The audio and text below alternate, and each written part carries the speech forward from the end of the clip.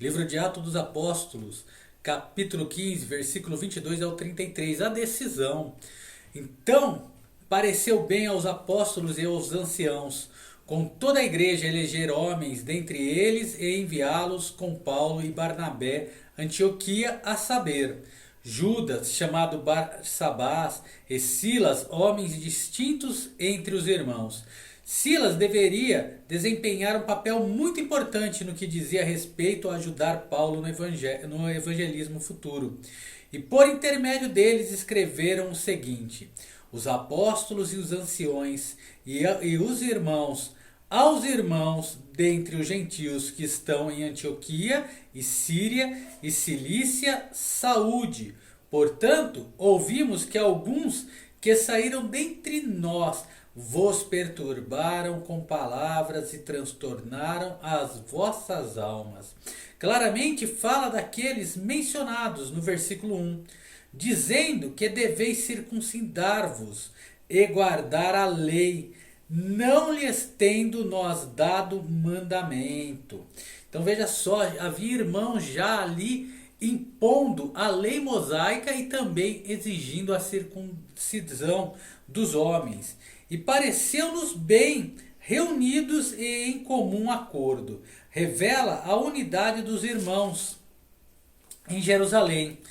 Eleger alguns homens e enviá-los a vós com os nossos amados Barnabé e Paulo. Fala com afeto e carinho de Paulo e Barnabé, e que também tinha grande significado. Homens que já expuseram as suas vidas pelo nome de nosso Senhor Jesus Cristo. Diz-nos para quem isso foi feito. Enviamos, portanto, Judas e Silas, os quais por palavra vos anunciaram também as mesmas coisas.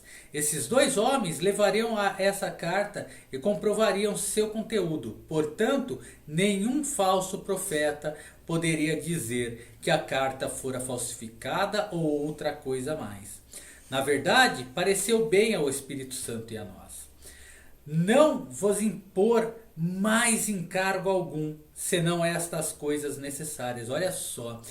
Ali estavam alguns homens perturbando a alma daqueles que haviam recebido a nova aliança, cobrando a lei mosaica e a circuncisão. Mas o Espírito Santo, junto de Paulo e desses homens que foram enviados, já estava declarando outra coisa. Quando os homens abandonaram a palavra de Deus, eles então se metem em muitas coisas desnecessárias, que é o que estava acontecendo ali. E aqui no versículo 29 diz que vos abstenhais das coisas sacrificadas aos ídolos, e do sangue, e da carne sufocada, e da prostituição, das quais coisas bem fazeis, se vos guardardes, bem vos vá. Então, veja bem, o Espírito Santo está dizendo para os gentios: afasta-se do sacrifício aos ídolos. Afasta-se do sangue, porque isso era oferecido a Satanás, as imagens, e da carne sufocada e da prostituição, que isso seria bom a eles. O versículo 30 diz: tendo eles então se despedido, partiram para Antioquia e, ajuntando a multidão, entregaram a carta. E quando a leram, alegraram-se pela exortação.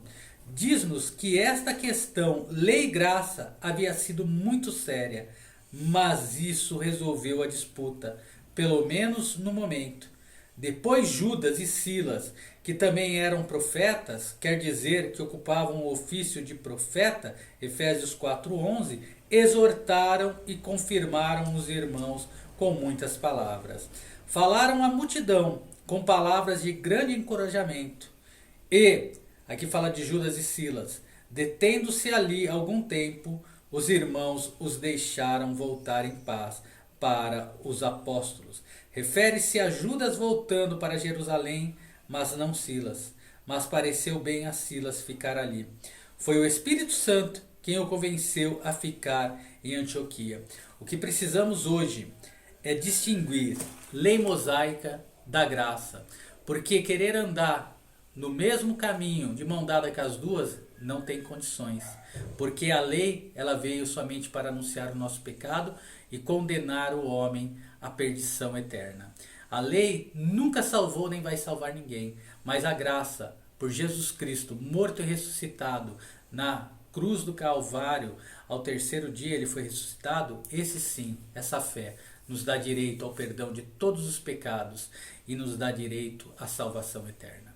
Então, que o Espírito Santo possa colocar no nosso coração o querer dele, que é totalmente a graça, sem nenhum maior ou menor ou igual pagamento. Somente o de Cristo na cruz é que tem direito à salvação. Amém?